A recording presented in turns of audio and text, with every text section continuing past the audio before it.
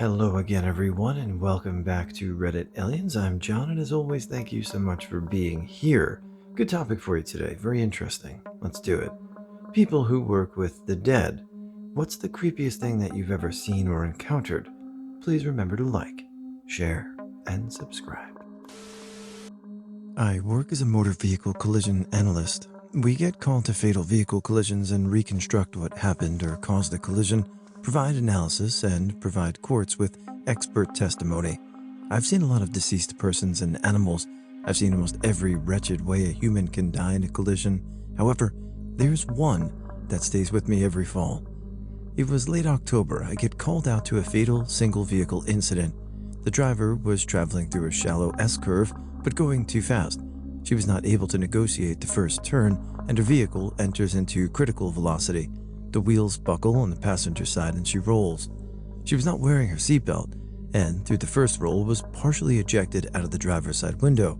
Her skull was crushed between the outside of the door and the road, and continued to flop, partially ejected as the vehicle rolled. The skull was split from her left eye to the right rear behind the ear. This caused her brain matter to be strewn about the road and car. Her body was eventually thrown from the vehicle and came to rest on the side of the road. One aspect of the job requires an inspection of the bodies to look for evidence. I approached the body that is facing upright on her back. The skull was very open, and I could clearly see the inside cavity of the skull with no brain. The brain was deposited in chunks on the road and has a distinct smell. This scene didn't bother me at the time. I was more fascinated than anything at the time. A few hours later, I get a call from my wife, just asking how the day is going. I told her I was on scene and couldn't talk too long. She then asks if I will be working late tonight or will be home on time because tonight we were going to be carving pumpkins with the kids. Years later, I still can't carve pumpkins, and kids have no idea why. I work with a lot of hospice patients, so death is a common occurrence in my field. One night, when one of my patients had literally just passed, the phone rang. It was the daughter, hundreds of miles away, who never checked in on mom the whole time she was in my care. She sounded panicked and asked if mom was okay. That timing always weirded me out because it really seemed like somehow she knew something had happened with her mom, who, near the end, was confused and constantly insisted she needed to find that daughter. Funeral director here. About 15 years ago, I had a lady whose husband passed from a terrible motorcycle accident. When she came in to make arrangements, she mentioned that she wanted his leather jacket back. Not terribly uncommon for people to want the personal effects back. However, in this case, the jacket was ripped and torn and saturated with blood and had bone fragments embedded in it. Personal effects from the coroner's office are usually returned in a sealed bag. The second it was given to her, she took it out and put it on. It smelled terrible. I truly hope she's doing okay now. I can't imagine a time where you would be like, well, I'm just used to the dead body making a guttural sound while driving a motor vehicle at night alone. Every right to freak. I was part of a search and rescue for 3 years. I was in the scuba team, so we were responsible for finding the usually dead people at sea. The salt water adds so much horror to a body, not to mention the fish that usually will start picking on a corpse sooner than later. My creepiest experience was trying to find the body of a Jane Doe that was missing. She was a prostitute against her will, brought over by human trafficking. Turns out, she slid her wrist parallel to her veins and jumped into this rocky and sharp outcrop into the sea. We went diving in less than ideal conditions. It was low visibility and waves. My scuba buddy and I were looking at an outcrop when suddenly out of the darkest, a deep blue hand emerged from the little cavern in the rocks. It began twitching and moving, and as we tried to pull the hand, the rest of the corpse emerged. She was being picked on by Murray eels, hence the twitching, which emerged with bits of human flesh in their mouths. Her mouth was wide open in a scream position, and her eyes were gone. You can see tendons and bones in her hands, and the sharp rocks tore her entire body to shreds in various spots. Her toes were mostly gone too, with some bits of bone sticking out. To this day, it haunts me. The worst was pulling her out and swimming with the body as eels and fish followed us, occasionally picking on bits of flesh. Obligatory edit to say thanks for the awards. I will try to respond to all the replies. Before COVID, I worked at a funeral home that wasn't particularly well run. I was a funeral assistant, and one of the embalmers was notoriously difficult to deal with. Her name was AJ. About 4 days before this story, AJ had picked up a deceased man who had died of septicemia and who was told to be cremated due to the fact that he was already in a bad state on death. So, AJ had the brilliant idea to leave this gentleman on the rolling cot for 4 days unrefrigerated, figuring it wouldn't matter since he was being cremated and it was a slow week. Of course, I got the job of moving him to the crematory with AJ.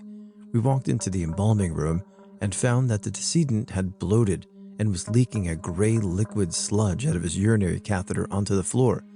If pestilence had a smell, it would have been this liquid. It smelled like a warning to the base lizard part of the brain. To describe this liquid as smelling bad is an understatement. The liquid was something you could feel and sense in the air. AJ and I donned our gear, and luckily, since she placed him on the cot already, we didn't have to do much in the way of moving the body. Unluckily, the cot was relatively old, and one of the cot wheels had to be manually unlocked using hands, as the foot pedal was too rusted to effectively use. AJ told me to unlock it, and so I carefully bent down and unlocked the wheel. Well, AJ got the bright idea to shake the cot violently as some sort of prank, sending the gray liquid over the edge directly onto the top of my head, dripping down under my eye protection and mask. I closed my lips and eyes so the liquid running over them would stay out of my body and calmly walked to the employee bathroom in a sort of numb state of shock. The funeral home owners saw my sludgy appearance and sent me home, paid for the rest of the day. I watched 2 young children's corpses fry with electricity. We responded to an electrocution. A fault caused electricity to be traveling down the stabilizing cables of the electrical pole. A little kid touched that cable and got shocked, causing his hand to grasp tighter. His little buddy must have seen it and grabbed him. By the time we got there, they were both dead but still electrified. We couldn't safely approach until the electricity department cut the power. So we sat there and watched these 2 little bodies twitch and spark. It was like a horror movie. Worked at a mortuary for a few years. We had methods to keep the jaw shut for viewing, otherwise it would gap open due to the angle of the head and neck. During a viewing, the device failed and this gentleman's mouth literally popped open.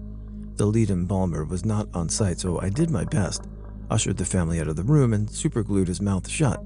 But he didn't have teeth, and supergluing just his lips did not work. It looked as if he was attempting to scream. I had to call in one of our other mortuaries in town, and that embalmer used a giant needle and thread to sew his mouth shut from under his chin to his palate.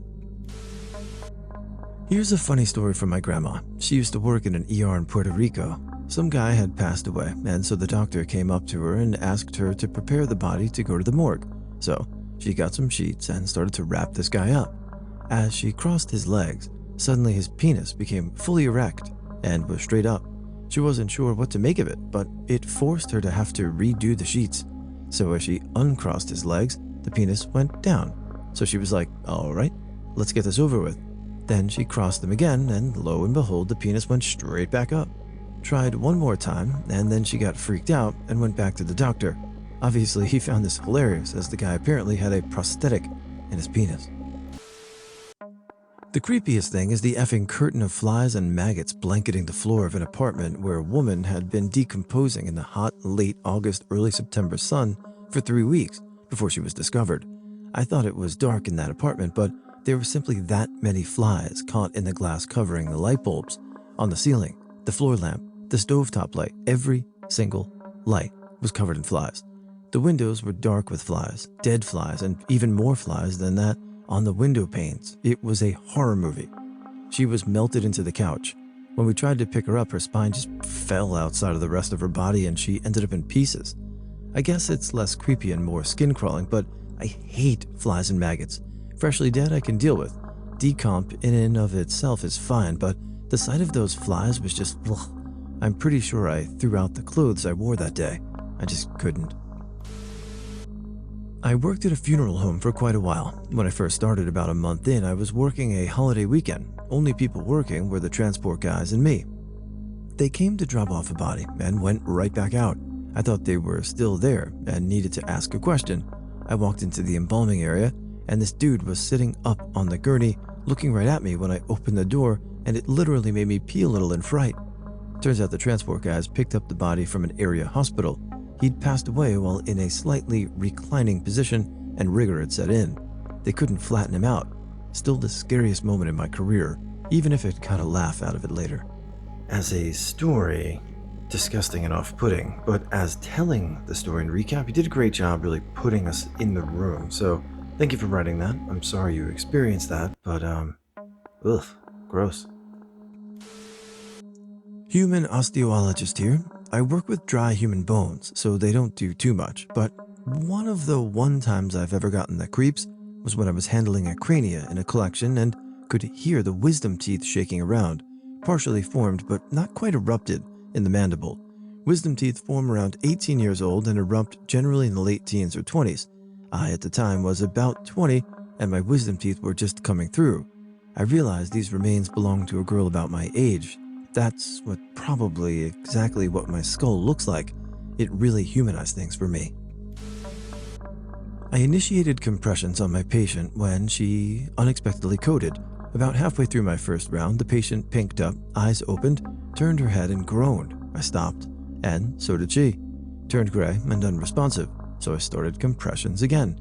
She woke up again, and I realized that compressions were providing adequate perfusion to her brain, so she'd wake up. But her heart wasn't doing anything. I had to continue compressions and shock my patient, who was awake, groaning, and alert, enough to know what was happening. I've coded countless patients without a problem, but this event gave me nightmares for some time.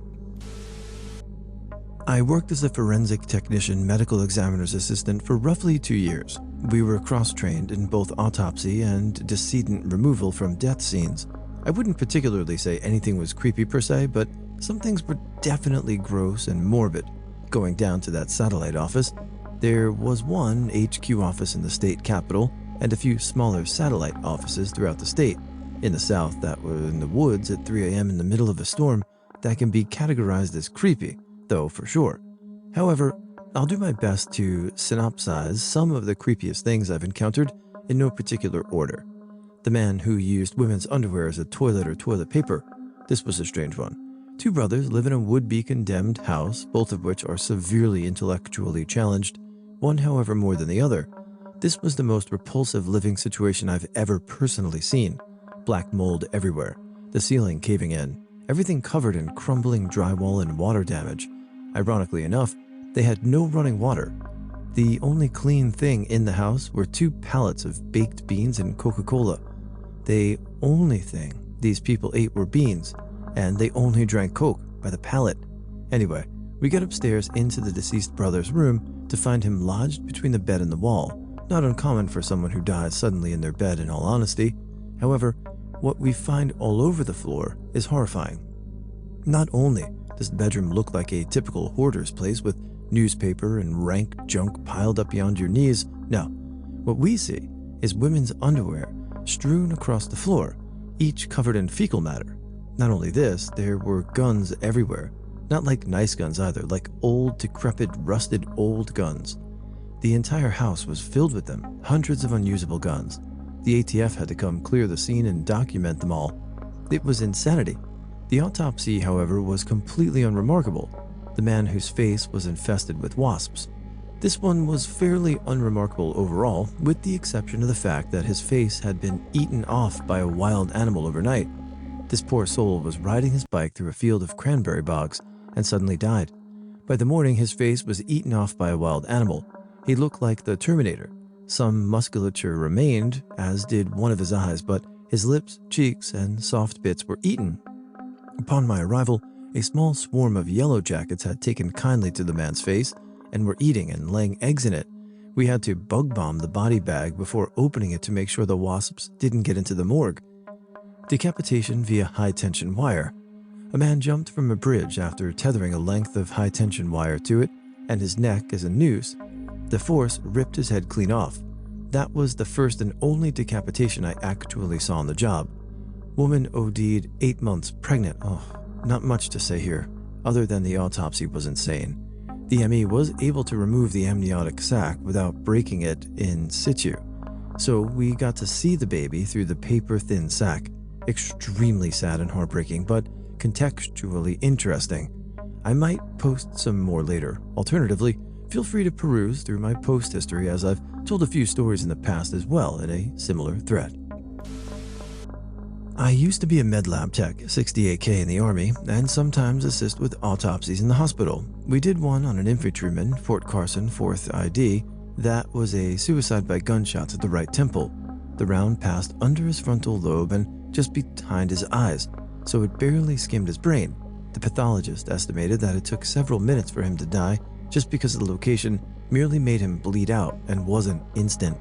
The creepy thing was, because the round passed just behind his eyes and wasn't hollow point or anything that spread out, it snipped the back of his eyes, causing them to drain. So his eyes were kind of deflated looking, on top of it being very glossy, as a dead person's eyes are. It was weird and sad.